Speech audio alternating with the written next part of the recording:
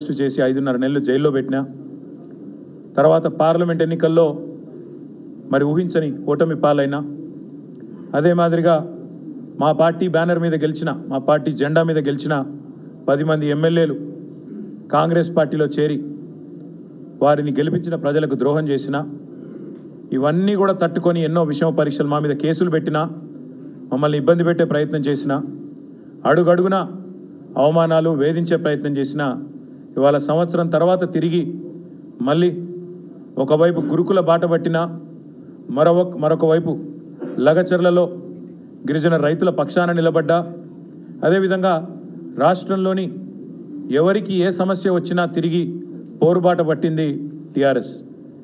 ఈరోజు తెలంగాణ భవన్ జనతా గ్యారేజ్గా మారింది. వరుసగా క్యూ కడతా ఉన్నారు ఇక్కడికి. హైడ్రా బాధితులు, మూసీ బాధితులు, రకరకాల బాధితులు, ప్రభుత్వ బాధితులు, కాంగ్రెస్ బాధితులు అంతా కూడా వరుసగట్టి ఇక్కడికి వస్తున్నారు.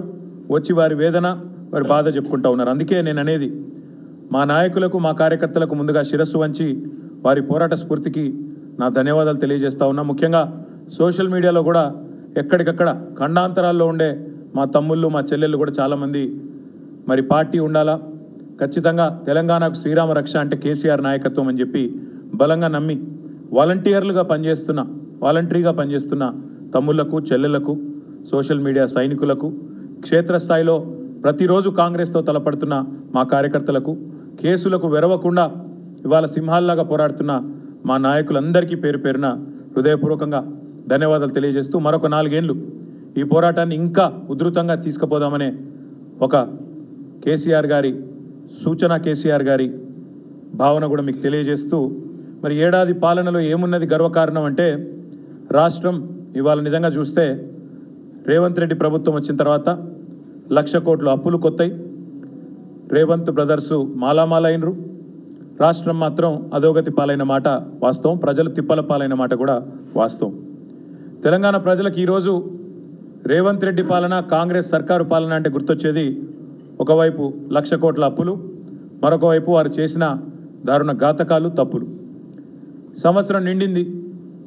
మరి సంవత్సరం నిండిన తర్వాత ఏం సాధించినవయ్యా నువ్వు అని చెప్పారు అని అడిగితే చెప్పడానికి సమాధానాలు లేవు.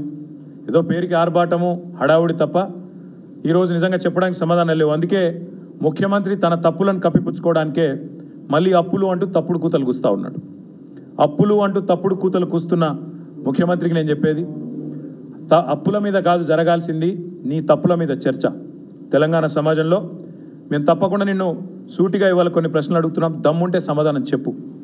సీఎం అంటే ఇవాళ నువ్వు సీఎం పదవి చేపట్టిన తర్వాత ఆ పదవి స్థాయి కూడా దిగదార్చినావు నువ్వు. ఇవాళ నీ ప్రభుత్వంలో ఎవరన్నా బాగుపడ్డారంటే అనుముల బ్రదర్స్ మాత్రమే బాగుపడ్డారు. నీ ప్రభుత్వంలో ఎవరికన్నా ఏమైనా లాభం జరిగింది అంటే కేవలం అనుముల రేవంత్ రెడ్డి, అనుముల తిరుపతి రెడ్డి, అనుముల జగదీష్ రెడ్డి, అనుముల కొండల్ రెడ్డి, అనుముల కృష్ణారెడ్డి, ఇంకా మిగతా బ్రదర్స్కి మాత్రమే లాభం జరిగింది. హైలైట్ ఏంటంటే రాష్ట్రానికే 1,000 కోట్ల స్థాయిలో పెట్టుబడి ఇచ్చే స్థాయికి అనుముల కుటుంబం చేరిందని చెప్పి వాళ్ళ ప్రజలు అనుకుంటున్న మాట వాస్తవం. మరి వచ్చే సంవత్సరం ఫోర్బ్స్ జాబితాలో రిచెస్ట్ బ్రదర్స్ ఎవరయ్యా అంటే అనుముల బ్రదర్స్ అని వస్తుందేమో, అదానిని కూడా దాటేస్తారేమో అని చెప్పి ప్రజలు కూడా అనుకుంటున్న మాట వాస్తవం. నీ ఏలుబడిలో రాష్ట్రానికి రాబడి తెచ్చే తెలివి లేదు, రాష్ట్ర సంపద పెంచే సోయి లేదు, స్పృహ లేదు, ఒక్కటి కూడా కనీసం పాజిటివ్ పని చేసిన ముఖం లేదు. ఏం చేయాలా? అందుకే నోటికి వచ్చినట్టు తెల్లారలేస్తే కాకి కూతలు చెప్తా. మేము మా నాయకులు ఎప్పుడు చెప్తా ఉంటారు, కేసీఆర్కు తిట్లు, దేవుళ్ళ మీద ఓట్లు, ఇచ్చిన హామీలకు తూట్లు. ఇదే నువ్వు చేసింది ఏందా సంవత్సరం అంటే ఒగ్గిది.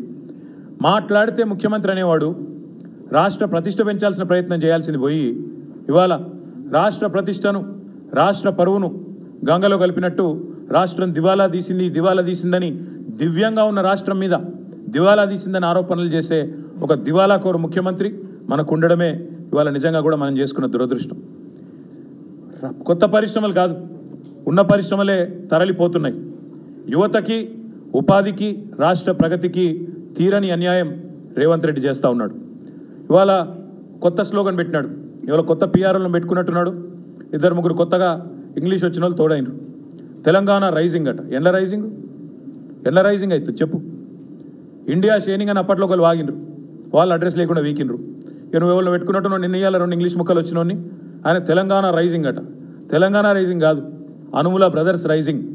తెలంగాణలో అదానితో పోటీ పడుతూ ఆస్తులు ఎవరికన్నా సృష్టించుకుంటున్నారంటే అనుముల బ్రదర్స్, రేవంత్ బ్రదర్స్ రైజింగు. తెలంగాణ మాత్రం ఫాలింగ్, ఇది పక్కా. నువ్వు ఎవరినన్నాడు? నీకు శాతనైతే నీ కొండారెడ్డిపల్లెకి పోయి ఆడ కూర్చో, రచ్చబండ మీద కూర్చొని పోలీసు వాళ్ళని పక్కకు పెట్టి అడుగు, చెప్తారు రైజింగా ఫాలింగా ఏందో చెప్తారు. 12 నెలల పాలన మొత్తం అసత్యాలు, అర్ధసత్యాలు, అటెన్షన్ డైవర్షన్ స్కీములు తప్ప నువ్వు పీకింది ఏందని నేను అడుగుతాను. ఒక హ్యాబిచువల్ లయర్ లాగా ఒక అలవాటుతో అబద్ధాలు ఆడే అబద్ధాల కోరు మాదిరిగా అటెన్షన్ డైవర్షన్ టెక్నిక్లు, మీడియా మేనేజ్మెంట్ టెక్నిక్లు తప్ప నువ్వు చేసింది ఏంది రేవంత్ రెడ్డి నేను అడుగుతా ఉన్నాను. ఇవాళ నేను అందుకే సూటిగా అడిగేది, అప్పుల చాటున అప్పులు అప్పులు అప్పులు అంటే తప్పుడు కూతల మాటున మళ్ళొక్కసారి నీ అసమర్థతను కప్పిపుచ్చుకునే ప్రయత్నం చేస్తే ఊరుకోము, వదిలిపెట్టం. అందుకే వాస్తవాలు చెప్పడానికే ప్రజలకు ఈ ప్రెస్ మీట్ పెట్టినా, నేను తిట్టడానికి కాదు. మీరు గద్దెనెక్కిన మొదటి రోజే నిజానికి మా నాయకుడు మా కేసీఆర్ గారు చెప్పినారు,